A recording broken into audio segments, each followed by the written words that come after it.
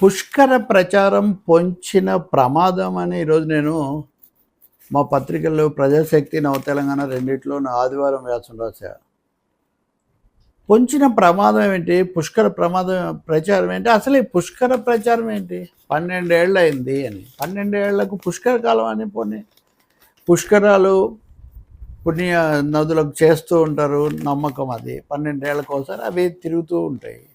కానీ ఇక్కడ అది కాదు. ఈ 12 ఏళ్ల పాటు నిరాఘాటంగా ఎన్నికై పాలించిన ప్రధానమంత్రి నరేంద్ర మోదీ ఒక్కరే అని పెద్ద ప్రచారం. 10 ఏళ్ళకు చేసుకుంటారు, 15 ఏళ్ళకు చేసుకుంటారు, 12 ఏళ్ళకు కూడా వార్షికోత్సవం చేసుకోవచ్చు. కానీ దానికి ఒక ప్రత్యేకమైన సందర్భం సృష్టించి దానికోసం అందరూ అక్కడికి వెళ్ళి, పైగా ఇది భారతదేశంలో, స్వతంత్ర భారతంలో ఇదే అపూర్వం అని చెప్పి ప్రచారం చేయటం, ఏదైనా రాజకీయ కారణం లేకుండా చేస్తారా? అసలు ఇది నిజమా? దీని గురించి నేను మీతో గతంలో మాట్లాడా. కానీ ఈరోజు నేను మాత్రమే కాకుండా ఇంకా చాలామంది, కొన్ని పత్రికలు, ఛానల్స్ ఈ విషయం మీద రాస్తున్నాయి. వీకెండ్ కదా అని. అదే మోడీ దెబ్బకు అందరూ విలవిల్లాడిపోతున్నారు, ఇంకెవరు తట్టుకోలేకపోతున్నారు. ఇక్కడ ఇర్రివర్సబులే కాదు, ఇర్రిప్లేసబుల్. బీజేపీ లేదా మోదీ అమిత్ షా నాయకత్వం అన్నది ఇర్రివర్సబులే కాదు, ఇర్రిప్లేసబుల్ అన్న స్థాయిలో ఈ ప్రచారం సాగుతున్నప్పుడు కొన్ని ప్రాథమికమైన నిజాలు మనం మరొకసారి చెప్పుకోవాల్సిన అవసరం ఉంటుంది. మనకు తెలుగులో చాలా పద్యాలు ఉన్నాయి. మేడిపండు పద్యం ఉంది, లేకపోతే చాలా బలాన్ని గురించి చాలా పెద్దగా చెప్పుకోవడం ఉంది, లేకపోతే ఇంగ్లీష్లో మనకు చాలా రకాల వ్యంగ్య డికెన్షన్ హ్యూమర్ ఉంది. ఇవన్నీ ఉన్నాయి. ఏం చెప్తాయి ఇవన్నీ? అసలు దీనికి సంబంధించిన ప్రాథమిక విషయం చూద్దాం. మోదీ అత్యధిక కాలం పాలించిన ప్రధానమంత్రి ఎన్నికైనా అంటే, నేను ఇంతకుముందే చెప్పా, రాజ్యాంగ పరిషత్తు ఎన్నికల్లో పార్టీలకు కేటాయించిన 293 స్థానాల్లో 208 స్థానాలు తెచ్చుకున్న కాంగ్రెస్ పార్టీ, దాని తరఫున ప్రధాన అభ్యర్థిగా వచ్చిన జవహర్లాల్ నెహ్రూ ఖచ్చితంగా మ్యాండేట్, ప్రజల ఆమోదం ఉన్నటువంటి ప్రధానమంత్రి తప్ప ఆయన నియమిత ప్రధానమంత్రి కాదు. ఆ రాజ్యాంగ పరిషత్ తర్వాత తాత్కాలిక పార్లమెంట్ అయింది. అది దాని నిర్ణయం ప్రకారం 52 ఎన్నికలు జరిగాయి. ఈ 5 ఏళ్ల కాలాన్ని తొలగించడానికి ఎలాంటి తార్కికమైన, లాజికల్, పొలిటికల్, కాన్స్టిట్యూషనల్ శాంక్షన్ లేదు. అది కేవలం మా సృష్టి, మేము విశ్వామిత్ర సృష్టి అన్నట్టుగా మేము సృష్టిస్తాము, ఆ 5 ఏళ్ళు తీసేసి 52 నుంచి లెక్కేస్తాము అంటే అది ఎలా కుదురుతుంది? 52 నుంచి 47 నుంచి 52 వరకు ఎందుకు తీసేస్తారంటే, భారతదేశం యొక్క, స్వతంత్ర భారతం యొక్క ప్రథమ ప్రభుత్వానికి, ప్రథమ ప్రధానమంత్రికి ప్రజామోదం లేదని మీరు చెప్తున్నారా?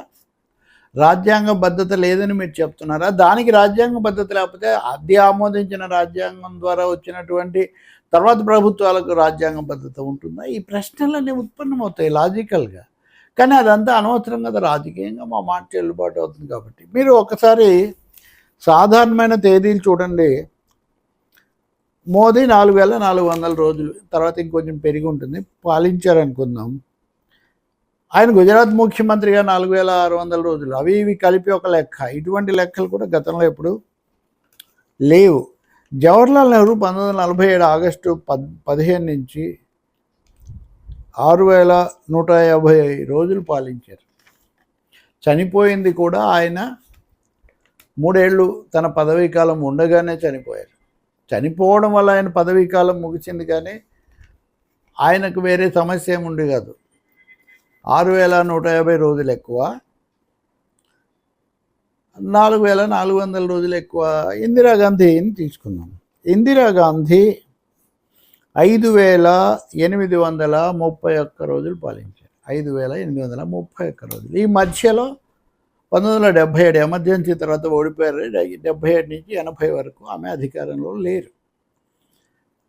పోనీ అలానే 5831 రోజులు అత్యధిక కాలం కాదని అందామా అంటే, మనం ముఖ్యమంత్రులు, ప్రధానమంత్రుల పాలనా కాలం ఎలా లెక్కేస్తున్నాము? చంద్రబాబు నాయుడు గారు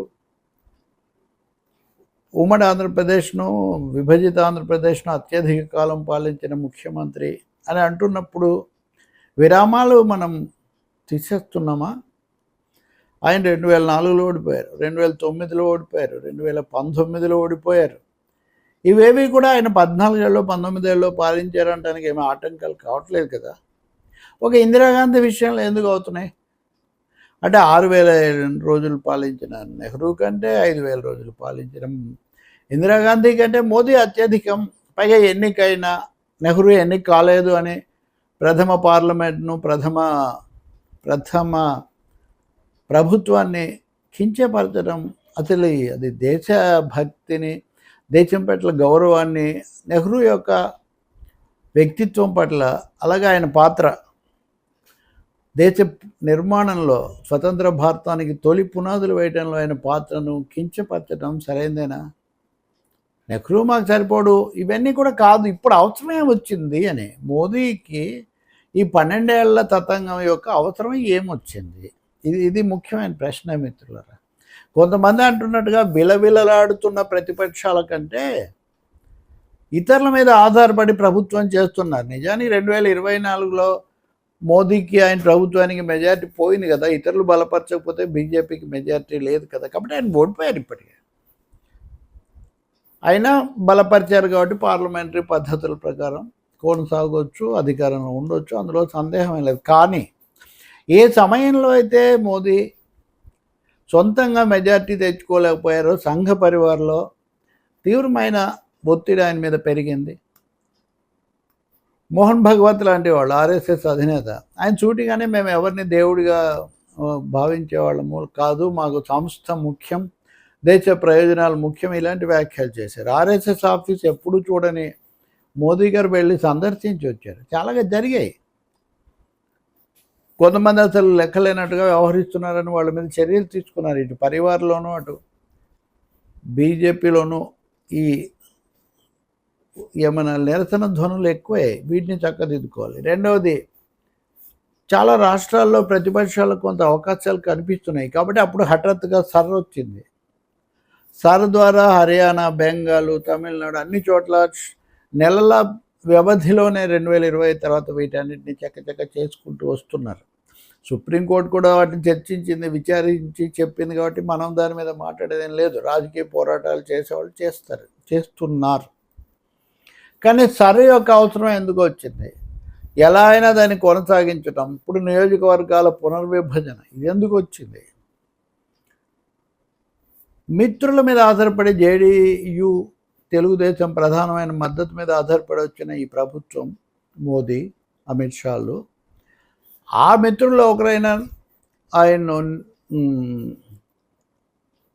బీహార్ ముఖ్యమంత్రి నితీష్ కుమార్ను ఎందుకు తప్పించారు? 6 నెలలు కూడా కాకుండా. ఇప్పుడు ఆయన లేడు కదా. చంద్రబాబు ఒక్కరే నాన్ బీజేపీ ముఖ్యమంత్రి, ప్రముఖ ముఖ్యమంత్రి. ఈశాన్య రాష్ట్రాల్లో ఒకరిద్దరు చిన్నవాళ్ళు ఉన్నారు. కానీ అంటే మిత్రులను కూడా నెమ్మదిగా కబళించడం ప్రారంభమైంది. అది బీహార్తో మొదలైంది. తర్వాత చంద్రబాబు నాయుడు గారు ఎలాగో ఆయన స్థానంలో నారా లోకేష్ ముఖ్యమంత్రి అవుతారని అందరూ అనుకుంటున్నారు కాబట్టి నారా లోకేష్ జూనియర్ లీడర్గా మోదీ ముందు ఉంటారు. అది వాళ్ళకేమి ఇబ్బంది లేదు. కాబట్టి ఒక పథకం దీని వెనక నడుస్తుంది. ఈ పథకం బీజేపీ ఆలోచనల ప్రకారం, వాళ్ళ ఆందోళనల ప్రకారం వస్తుందంటే భవిష్యత్తు భారతదేశం పార్లమెంట్ ఎన్నికలు వచ్చినప్పుడు ఇంకా మిగిలిన వాళ్ళు ఎవరు ఉండకూడదు. మిగిలిన వాళ్ళందరినీ కేసులతోనో ఇంకా దాంతో, అందుకనే చూడండి కేరళలో పినరాయి విజయన్ మీద దాడి. ఆయనకు ఇటువంటి ఆరోపణలు, వివాదాలు ఏం లేవు, కానీ దాడి. మమతా బెనర్జీ సరే వాళ్ళతోనే వెళ్ళిపోయారు. ఆమె ఆ పార్టీ వాళ్ళని మొత్తాన్ని చీల్చేసుకున్నారు, కలిపేసుకుంటున్నారు. శివసేనలో చీలిక తెచ్చారు, ఎన్సీపీలో చీలిక తెచ్చారు, జేడీఎస్లో చీలిక తెచ్చారు, చాలా చోట్ల. కాబట్టి ఇక్కడ సహజ సిద్ధంగా తమే మళ్ళీ అధికారంలోకి వచ్చే అవకాశం లేదు, ప్రత్యర్థులు పుంజుకుంటున్నారు, ప్రతిపక్షాలు ఒకటిగా బలపడుతున్నాయి, అంటే వాళ్ళ రాష్ట్రాల్లో ప్రాంతీయ సవాళ్ళు వస్తున్నాయని తెలుసు కాబట్టే రాజ్యాంగ యంత్రాన్ని, ఎన్నికల యంత్రాంగాన్ని, అలాగే ఆయా రాజకీయ ప్రాంతీయ పార్టీలో ఉన్న అంతర్గత అంశాలను ఆధారం చేసుకొని మరింత తవ్వి తీసి దర్యాప్తు సంస్థలను ప్రయోగించి వాళ్ళను స్వాహా చేసే ఒక కార్యక్రమం భారీ ఎత్తున సాగిస్తున్నారు. కాబట్టి ఇక్కడ విలవిలలాడుతున్నది ప్రతిపక్షాలు మాత్రమే కాదు, లేకపోతే మెలమెల మెరుస్తున్నది మోడీ మాత్రమే కాదు. ఈ పుష్కర వేడుకలు అన్నవి రాబోయే రోజుల్లో ఒక తీవ్రమైన దాడికి అనేక కోణాల నుంచి, అది జనాభా పొందిక పేరుతో సరిహద్దుల్లో లేకపోతే సరిహద్దు రాష్ట్రాల్లో మార్చడానికి చేసేది కానీ, ఉత్తరాది స్థానాలు పెంచుకోవటం కానీ, మత సమస్యలను తీసుకురావడం కానీ, ఇవన్నీ అలాగే బాగా అవకాశం ఉన్న ప్రతి చోట ప్రతిపక్షాలు దెబ్బతీయటం కానీ, అమిత్ షా ఇది ఆన్ రికార్డ్. ఉదాహరణకు తెలంగాణలో మీరు జనసేనతో వీటితో కలుస్తారంటే, లేదు లేదు మేము ఒంటరిగా వెళ్తాం అన్నాడు ఆయన. ప్రతి చోట బీజేపీని పెంచుకోవాలనుకుంటున్నాం కానీ ప్రాంతీయ పార్టీలను కాదు అని అమిత్ షా చెప్పేశారు. కాబట్టి ఏంటి ఉద్దేశం? ఏ ప్రాంతీయ పార్టీలు అయితే ఇప్పుడు చాలా విరగబడి మరీ బలపరుస్తున్నాయో, అత్యుత్సాహంతో జేజేలు కొడుతున్నాయో, వాటన్నిటినీ కొద్ది రోజుల్లో బీజేపీ స్వాహా చేయబోతుంది. ఆ ప్రక్రియ తెలుగు రాష్ట్రాల్లోనే తదుపరి జరుగుతుందేమో అన్నది కూడా ఒక సందేహం. ఈ సమయంలో ఇక్కడ ప్రాంతీయ పార్టీలు పోటాపోటీగా బీజేపీని బలపరుస్తుంది.